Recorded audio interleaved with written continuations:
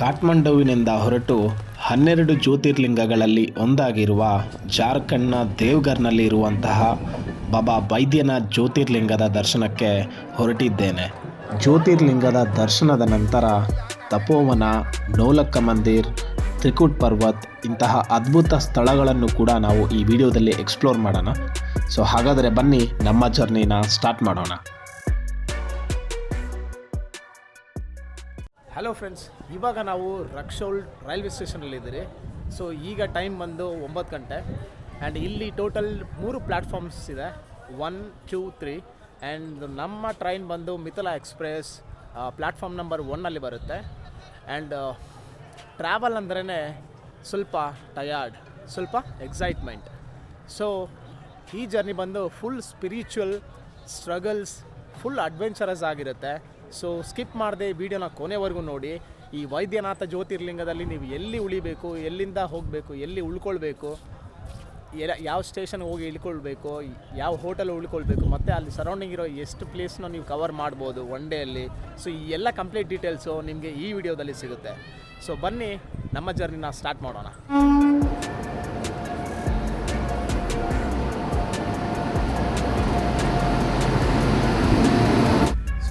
Actually ಚೆನ್ನಾಗಿರೋದಂದರೆ ಈಗ officially ನಮ್ಮ train journey start ಆಗಿದೆ. ಸೊ ರಕ್ಸೌಲಿಂದ ಜೆಸಿಡಿ ಬೆಳಗ್ಗೆ ಮಾರ್ನಿಂಗ್ 10 o'clockಗೆ ಬಿಟ್ಟು ಸೊ ಈವ್ನಿಂಗ್ 9:30 to 10 o'clockಗೆ ನಾವು ಅಲ್ಲಿ ರೀಚ್ ಆಗ್ತೀವಿ. ಸೊ ಇದು ನನ್ನ ಮೊದಲನೇ ಫಸ್ಟ್ ಲಾಂಗೆಸ್ಟ್ ಟ್ರಿಪ್ ಇನ್ ಟ್ರೈನ್. ಸೊ ಹೇಗಿರುತ್ತೆ ಅಂತ ನೋಡೋಣ ಎಕ್ಸ್ಪೀರಿಯೆನ್ಸು. ನೀವೇನಾದರೂ ಬಾಬಾ ಬೈದ್ಯನಾಥ್ ಜ್ಯೋತಿರ್ಲಿಂಗ ದರ್ಶನ ಮಾಡಬೇಕು ಅಂದ್ಕೊಂಡಿದ್ರೆ ಪ್ರತಿ ಭಾನುವಾರ ಬೆಳಗ್ಗೆ 10:30ಗೆ ಬೆಂಗಳೂರಿಂದ ಜೆಸಿಡಿ ಎಕ್ಸ್ಪ್ರೆಸ್ ಹೊರಟು ನೆಕ್ಸ್ಟ್ ಡೇ ಮಿಡ್ನೈಟಲ್ಲಿ ಜೆಸಿಡಿಯಲ್ಲಿ ನಿಮಗೆ ರೀಚ್ ಆಗುತ್ತೆ. ಸೊ ಇದೇ ನೋಡಿ ಮಧ್ಯಾಹ್ನ ಲಂಚು, ವೈಟ್ ರೈಸು, 2 ಚಪಾತಿ, ದಾಲು, ಪಲ್ಯ ಕೊಟ್ಟಿದ್ದಾರೆ. ಟೇಸ್ಟ್ ಹೆಂಗಿದೆ ಅಂತ ಗೊತ್ತಿಲ್ಲ, ಟ್ರೈ ಮಾಡಿ ನೋಡೋಣ. ಟ್ರೈನ್ ಊಟ ಫಸ್ಟ್ ಟೈಮ್ ಟ್ರೈ ಮಾಡ್ತಾಯಿದ್ದೀನಿ.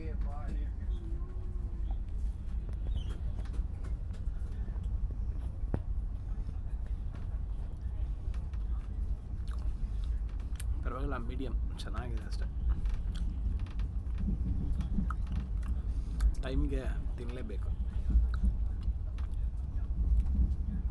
ಇವಾಗ ಇಲ್ಲಿಂದ ಇನ್ನೂ ಜೆಸಿಡಿಗೆ 145 ಕಿಲೋಮೀಟರ್ಸ್ ಇದೆ. ಸೊ ಮೇ ಬಿ 9:30, 9:40ಗೆ ನಾವು ಅಲ್ಲಿ ರೀಚ್ ಆಗ್ತೀರಿ. ಇವಾಗ ನಾವು ಜೆಸಿಡಿಯಲ್ಲಿ ಇದ್ದೀರಿ. ಫುಲ್ ಟಯರ್ಡ್ ಆಗಿದ್ದೀನಿ ಗುರು. ನಿನ್ನೆ ನೈಟ್ ನಿದ್ದೆ ಇಲ್ಲ, ಇವತ್ತು ಬೆಳಿಗ್ಗೆ ಟ್ರೈನಲ್ಲಿ ನಿದ್ದೆ ಮಾಡೋಣ ಅಂದರೆ ಸ್ವಲ್ಪ ಹೊತ್ತಿಗೆ ಯಾರೂ ಇದ್ದಿದ್ದಿಲ್ಲ. ಆಮೇಲೆ ಎಲ್ಲ ಬಂದರು, ಸೀಟ್ ಅವ್ರಿಗೆ ಕೊಟ್ಬಿಟ್ಟೆ. ಲೇಡೀಸ್ ಪಾಪ ಅವ್ರ ಮಗು ಎಲ್ಲ ಇತ್ತು ಅಂತ. ಸೊ ನಿದ್ದೆನೇ ಇಲ್ಲ. ಹೋಗಿ ರೂಮ್ ತೊಗೊಂಡು ಫಸ್ಟ್ ಊಟ ಮಾಡಿ ರೆಸ್ಟ್ ಮಾಡಬೇಕು. ನೋಡಿ, ಇದೇ ಜೆಸಿಡಿ ರೈಲ್ವೆ ಸ್ಟೇಷನ್. ಸೊ ಇದನ್ನು ಹೆಂಗೆ ಮಾಡಿಟ್ಟಿದ್ದಾರೆ ನೋಡಿ, ಸೇಮ್ ಬೈದ್ಯನಾಥ ಜ್ಯೋತಿರ್ಲಿಂಗ ದೇವಸ್ಥಾನ ಥರನೇ ಮಾಡಿ ಇಟ್ಟಿದ್ದಾರೆ. ಇಲ್ಲಿ ತ್ರಿಶೂಲ ಇದೆ, ಸಖತ್ತಾಗಿದೆ. ಜೆಸಿಡಿಯಿಂದ ದೇವಘರ್ ನಗರ 8 ಕಿಲೋಮೀಟರ್ ದೂರದಲ್ಲಿದೆ. ಸಾಕಷ್ಟು ಶೇರ್ ಆಟೋಗಳು ಸಿಗುತ್ತೆ. 30 ರೂಪಾಯಿ ಕೊಟ್ಟರೆ ನಿಮ್ಮನ್ನ ಈ ಟವರ್ ಚೌಕ್ ಹತ್ರ ಕರ್ಕೊಂಬಂದುಬಿಡ್ತಾರೆ. ಇಲ್ಲಿ ನಿಮಗೆ ಫ್ಯಾಮಿಲೀಸ್ಗೆ 700 to 1000 ಒಳಗೆ ಒಳ್ಳೆ ಹೋಟೆಲ್ಸ್ ಸಿಗುತ್ತೆ. ನೀವೇನಾದರೂ ಸಿಂಗಲ್ ಟ್ರಾವೆಲರ್ ಆಗಿದ್ದರೆ 350 ರುಪೀಸಲ್ಲಿ ಒಳ್ಳೆ ಡಾರ್ಮೆಟ್ರಿ ಸಿಗುತ್ತೆ. ನಾನು ಓಂಕಾರ್ ಡಾರ್ಮೆಟ್ರಿಯಲ್ಲಿ ಉಳ್ಕೊಂಡೆ. ನೋಡಿ, ಈ ರೋಟಿ ಎಷ್ಟು ದೊಡ್ಡದಾಗಿದೆ, 150 ರುಪೀಸು. ದೇವಘರ್ ಫುಡ್ಡು ಟ್ರೈ ಮಾಡೋಣ ಹೇಗಿದೆ ಅಂದ್ಬಿಟ್ಟು.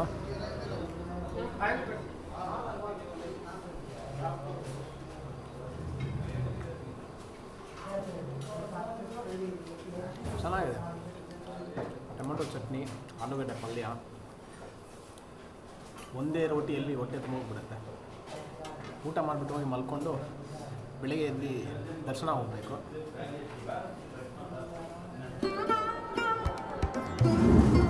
ನಾನು ಹೂವು, ಗಂಗಾ ಜಲ್ಲಿ ಎಲ್ಲ ತೊಗೊಂಡಿದ್ದೀನಿ. ಸೊ ಹೋಗೋಣ. ಕ್ಯೂ ಎಷ್ಟು ದೊಡ್ಡದಾಗಿದೆ ಅಂತ ಗೊತ್ತಿಲ್ಲ. ನಾನು ಬೆಳಿಗ್ಗೆ 3 ಗಂಟೆಗೆ ಎದ್ದು ರೆಡಿಯಾಗಿ ಬರೋಣ ಅಂದ್ಕೊಂಡೆ. ಸೊ 2 ದಿವಸದಿಂದ ನೀರು ಸರಿಯಾಗಿ ನಿದ್ದೆ ನಿದ್ದೆ ಮಾಡಿಬಿಟ್ಟಿದ್ದೆ. ಆ ರೂಮಲ್ಲಿ ಬಂದು ಎದುರಿಸಿದ್ರು. ನೋಡಿ, ಇಲ್ಲಿಂದ ಲೈನ್ ಸ್ಟಾರ್ಟ್ ಆಗುತ್ತೆ. ಸೊ ಜನರಲ್ ಲೈನ್ ಇದು. ಸೊ ಬೆಳಿಗ್ಗೆನೇ ತುಂಬ ಜನ ಇದ್ದಾರೆ. ಸೊ ಅದಕ್ಕೆ 3-4 ಗಂಟೆಗೆ ಬರಬೇಕು ಅಂದ್ಕೊಂಡೆ, ಆಗಿಲ್ಲ. बोल बम बोल बम बोल बम बोल बम बोल बम। ನಿಮಗೆ 300 ರುಪೀಸಲ್ಲಿ VIP ಪಾಸ ಸಿಗುತ್ತೆ. ಸೊ ನೀವು VIP ಪಾಸ್ ತೊಗೊಂಡು ದರ್ಶನ ಕೂಡ ಮಾಡ್ಬೋದು. ಬೆಳಿಗ್ಗೆ 4 ಗಂಟೆಗೆ ಸ್ಟಾರ್ಟ್ ಆದ ಲೈನ್ 9 ಗಂಟೆ ಆದರೂ ಇನ್ನೂ ಅರ್ಧ ದಾರಿನಷ್ಟೇ ತಲುಪಿದೆ.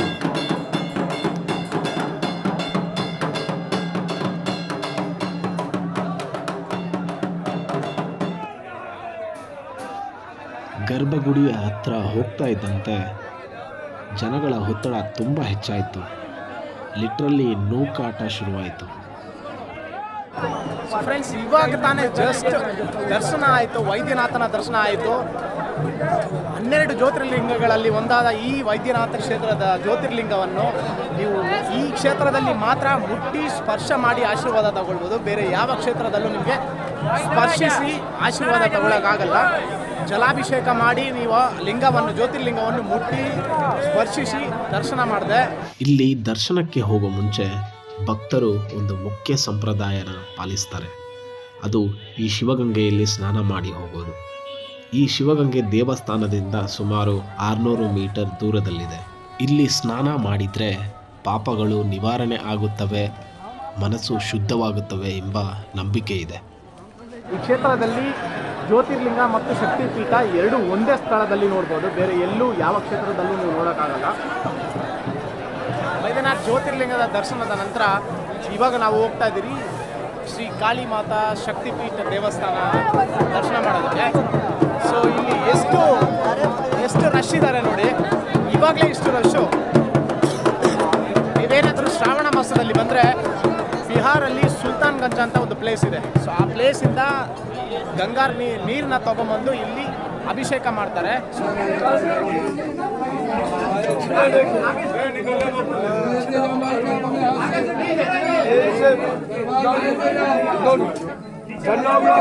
ವೈದ್ಯನಾಥ್ ಜ್ಯೋತಿರ್ಲಿಂಗದ ಹಿಂದೆ ಒಂದು ರಾವಣನ ಕತೆ ಇದೆ.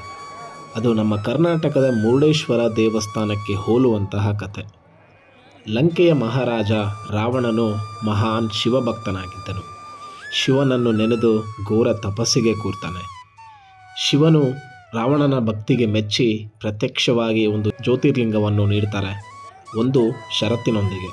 ಆ ಜ್ಯೋತಿರ್ಲಿಂಗ ಎಲ್ಲೇ ನೆಲಕ್ಕೆ ತಾಕಿದರೂ ಅದು ಅಲ್ಲಿಯ ಪ್ರತಿಷ್ಠಾಪನೆ ಆಗುತ್ತದೆ ಎಂದು. ರಾವಣನು ಜ್ಯೋತಿರ್ಲಿಂಗವನ್ನು ತೆಗೆದುಕೊಂಡು ಲಂಕೆಯ ಕಡೆ ಹೊರಡ್ತಾನೆ. ಮಾರ್ಗ ಮಧ್ಯದಲ್ಲಿ ಸಂಧ್ಯಾ ವಂದನೆಯ ಸಮಯವಾಗುತ್ತೆ. ಅದೇ ಸಮಯದಲ್ಲಿ ದೇವತೆಗಳೆಲ್ಲ ಸೇರಿ ಗಣೇಶನನ್ನು ಬಾಲಕನ ರೂಪದಲ್ಲಿ ಕಳಿಸ್ತಾರೆ. ರಾವಣನು ಜ್ಯೋತಿರ್ಲಿಂಗವನ್ನು ಆ ಬಾಲಕನ ಹತ್ರ ಕ್ಷಣ ಮಾತ್ರಕ್ಕೆ ಹಿಡಿದುಕೋ ಎಂದು ಹೇಳಿ ಸಂಧ್ಯಾ ವಂದನೆಗೆ ಹೊರಡ್ತಾನೆ. ರಾವಣ ಮರಳಿ ಬರುವುದು ತಡವಾದ್ದರಿಂದ ಗಣೇಶ ಆ ಜ್ಯೋತಿರ್ಲಿಂಗವನ್ನು ನೆಲಕ್ಕೆ ಇಟ್ಬಿಡ್ತಾರೆ. ಅದು ಅಲ್ಲಿಯೇ ಪ್ರತಿಷ್ಠಾಪನೆ ಆಗುತ್ತೆ. ಅದೇ ಸ್ಥಳ ಇಂದು ಬಾಬಾ ವೈದ್ಯನಾಥ್ ಜ್ಯೋತಿರ್ಲಿಂಗವಾಗಿ ಪ್ರಸಿದ್ಧವಾಗಿದೆ. कामदलिंग बाबा बैजनाथ जी है, जो इच्छा करहि मन माही, शिव प्रताप कछु दुर्लभ नहीं। संसार में कोई ऐसा काम नहीं है जो शिव जी के लिए दुर्लभ है। ये थापा इसलिए लगाया जाता है, मानसिक कामना धर्म अर्थ काम मोक्षा नाम यश्यो को भी न विद्यते। धर्म काम संतान ये सब चीज प्राप्त कराते हैं। ये हमारे वैद्यनाथ कामधेनु वैद्यनाथ जिनको कहता है, ये कामद लिंग है। इदम तो कामना लिंगम सर्व काम फलप्रदम। सभी कामनाओं को ये फलाते हैं। उल्टा हाथ से देकर जाता है भक्त लोग अपना कामना करते हुए, और बाबा कामना पूर्ण करते हैं तो फिर सीधा हाथ से का जन्म कर देते हैं। ये ಪಂಡಿತ್ ಅವರು ಹೇಳಿದಂಗೆ ನೋಡಿ, ಇಲ್ಲಿ ಇರುವಂಥ ಹ್ಯಾಂಡ್ ಪ್ರಿಂಟ್ಸ್ ಬಂದು ನಿಮ್ಗೆ ಏನಾದರೂ ಕೋರಿಕೆ ಇದ್ದರೆ ಪಂಡಿತ್ ಹತ್ರ ಪೂಜೆ ಮಾಡಿ ಹಲ್ದಿಯನ್ನು ತಗೊಂಡು ಉಲ್ಟಾ ಪ್ರಿಂಟ್ ಇಡಬೇಕು. ಅವ್ರು ಮತ್ತು ಕಿವಿಯಲ್ಲಿ ನಿಮ್ಗೆ ಏನು ಕೋರಿಕೆ ಇದೆ ಅದನ್ನು ಹೇಳಬೇಕು.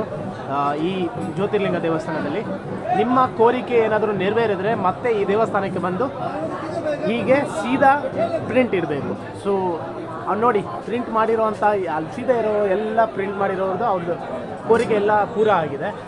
ದೇವ್ಘರ್ ಅಂದ್ರೆ ಪೇಡಾಗೆ ಫೇಮಸ್ಸು. ಬೈದ್ಯನಾಥ್ ಜ್ಯೋತಿರ್ಲಿಂಗ ದರ್ಶನ ಆದಮೇಲೆ ದೇವಸ್ಥಾನದ ಹೊರಗಡೆ ನಿಮಗೆ ತುಂಬ ಪೇಡ ಅಂಗಡಿಗಳು ಕಾಣಸಿಗುತ್ತೆ. ಇಲ್ಲಿ ಸಿಗೋ ಪೇಡ ತುಂಬ ಸ್ಪೆಷಲ್. ಇದನ್ನೇ ಪ್ರಸಾದವಾಗಿ ತೆಗೆದುಕೊಂಡು ಮನೆಗೆ ಹೋಗ್ತಾರೆ ಭಕ್ತರು. ನೀವು ಕೂಡ ಇಲ್ಲಿ ಬಂದರೆ ಪೇಡಾನ ಮಿಸ್ ಮಾಡಬೇಡಿ. ಜ್ಯೋತಿರ್ಲಿಂಗ ದರ್ಶನದ ನಂತರ ದೇವ್ಘರಲ್ಲಿ ನಿಮಗೆ ಇನ್ನೂ ಪ್ಲೇಸಸ್ನ ನಿಯರ್ ಬೈ ಇರೋ ಪ್ಲೇಸಸ್ನ ನೋಡ್ಬೋದು. 16 ಕಿಲೋಮೀಟರ್ಸ್ ಅರೌಂಡು. ಸೊ ಯಾವ್ಯಾವ ಪ್ಲೇಸ್ನ ನೋಡ್ಬೋದು ಅಂತ ನಾನು ಈ ವಿಡಿಯೋದಲ್ಲಿ ನಿಮಗೆ ತೋರಿಸ್ತೀನಿ. ಸೊ ಬಂದರೆ ಮಿಸ್ ಮಾಡಿದ್ರೆ ಈ ಪ್ಲೇಸ್ನನ್ನು ಕೂಡ ನೀವು ವಿಸಿಟ್ ಮಾಡಿ. मैं बेंगलुरु से है, लेकिन मैं अभी आया हूँ काठमांडू से आया हूँ बाबा वैद्यनाथ का दर्शन करने के लिए. दर्शन बहुत अच्छा से हुआ. फोटोग्राफर हूँ और आज आपको काफी भीड़ मिल गई. हाँ बहुत भीड़ है. लेकिन अभी मैया का महीना हाँ चल रहा है. लेकिन मैं सुना था श्रावण में बहुत भीड़ होगा. तो अभी भीड़ नहीं होगा सोचा. सावन तो में भीड़ क्या अभी है, सावन में क्या है कि छूना नहीं है, स्पर्श नहीं होता है. अभी क्या है स्पर्श वाला सिस्टम. ದೇವ್ಘರ್ನಿಂದ ಕೇವಲ 10 ಕಿಲೋಮೀಟರ್ ದೂರದಲ್ಲಿರುವ ಈ ತಾಣವೇ ತಪೋವನ, ತಪಸ್ಸಿನ ಅರಣ್ಯ ಎಂದೇ ಕರೆಯಲ್ಪಡುವ ಈ ತಪೋವನಕ್ಕೆ ಪೌರಾಣಿಕ ಹಿನ್ನೆಲೆ ಇದೆ. ಮಹರ್ಷಿ ವಾಲ್ಮೀಕಿ ಇಲ್ಲಿ ತಪಸ್ಸು ಮಾಡಿದರೆಂದು ನಂಬಲಾಗಿದೆ. ಅಷ್ಟೇ ಅಲ್ಲ, ರಾವಣನೂ ಸಹ ತನ್ನ ಆಧ್ಯಾತ್ಮಿಕ ಸಿದ್ಧಿಗಾಗಿ ಈ ನೆಲವನ್ನೇ ಆರಿಸಿಕೊಂಡನೆಂಬ प्रतीति है. भगवान शंकर जी प्रकट होकर के रावण को दर्शन दिया. ये जो मंदिर है ना, ये है तपोनाथ महादेव, जो रावण को दर्शन दिया था त्रेता युग में. अंदर वाला जो शिवलिंग है वो शंभुलिंग है, स्वयं जमीन से निकल के रावण को दर्शन दिया था. बारला स्थापित किया. अंदर प्रणाम के उधर से निकल जाइए, माथा झुका के जाइए.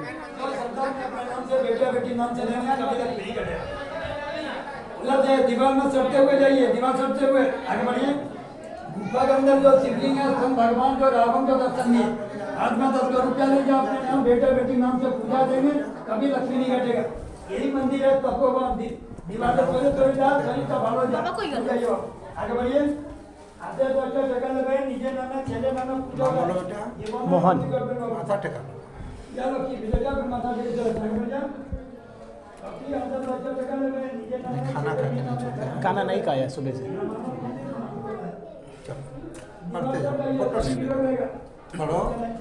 ಸೊ ಆ ಸ್ವಯಂಭು ಲಿಂಗ ಬಂದು ಶ್ರೀ ರಾವಣಿಗೆ ತ್ರೇತಾಯುಗದಲ್ಲಿ ಸ್ವಯಂಭುವಾಗಿ ಉದ್ಭವ ಆಗಿ ಪ್ರತ್ಯಕ್ಷ ಆಗಿ ವರ ಕೊಟ್ಟಿದ್ದು ರಾವಣನಿಗೆ. ಸೊ ಆ ಸ್ವಯಂಭು ಲಿಂಗ ನೋಡಿದ್ದೀವಿ ಇವಾಗ ನಾವು. ವನವಾಸದ ಕಠಿಣ ದಿನಗಳಲ್ಲಿ ಸೀತಾಮಾತೆಯು ಇಲ್ಲಿ ಪ್ರಾರ್ಥನೆ ಮತ್ತು ವಿಶ್ರಾಂತಿಗಾಗಿ ಸಮಯ ಕಳೆದಿದ್ದರು ಎಂದು ನಂಬಿಕೆ ಇದೆ.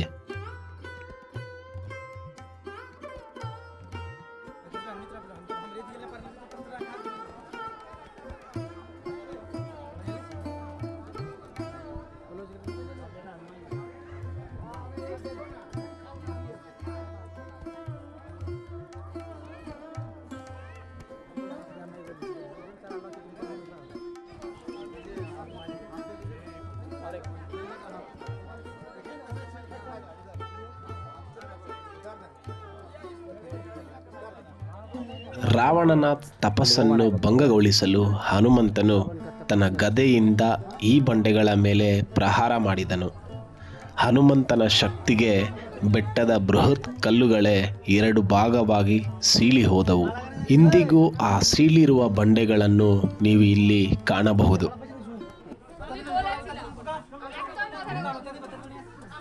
चट्टान के राइट वाली चट्टान को देखना है.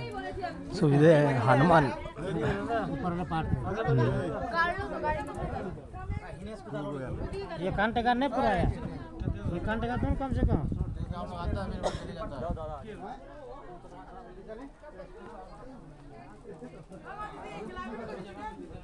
क्या ब्रो इतना एडवेंचरस है.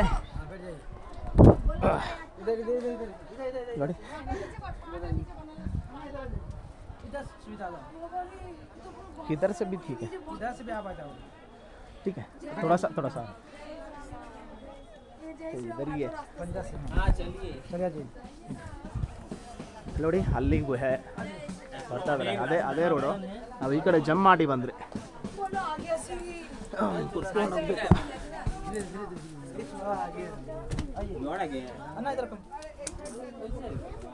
ಓ ಇದು ನೋಡಿದ್ರು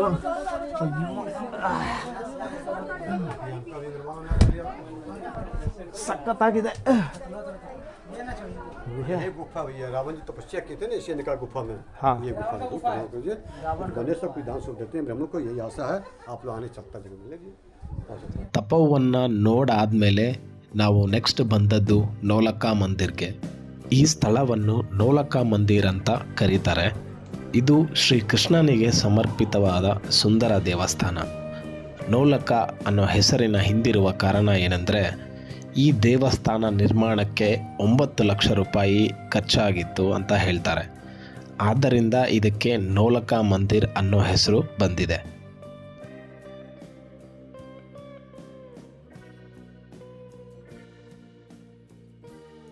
ಇನ್ನೂ ಕೆಲವು ಸಣ್ಣ ಸಣ್ಣ ಸ್ಥಳಗಳನ್ನು ನೋಡಿಕೊಂಡು ಸಂಜೆ ಹೊತ್ತಿಗೆ ಮತ್ತೆ ವೈದ್ಯನಾಥ ಧಾಮಕ್ಕೆ ವಾಪಸ್ಸಾದೆ.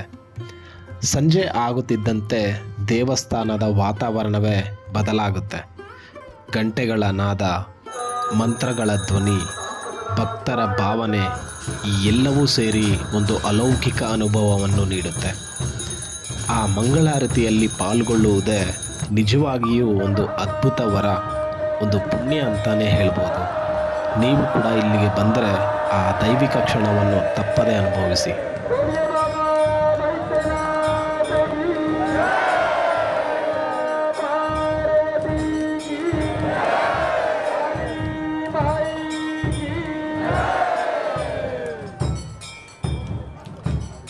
ಈ ವಿಡಿಯೋ ನಿಮಗೆ ಇಷ್ಟ ಆಗಿದ್ದರೆ ಪ್ಲೀಸ್ ಲೈಕ್ ಮಾಡಿ, ಶೇರ್ ಮಾಡಿ ಮತ್ತು ಚಾನಲ್ಗೆ ಸಬ್ಸ್ಕ್ರೈಬ್ ಆಗೋದನ್ನು ಮರಿಬೇಡಿ.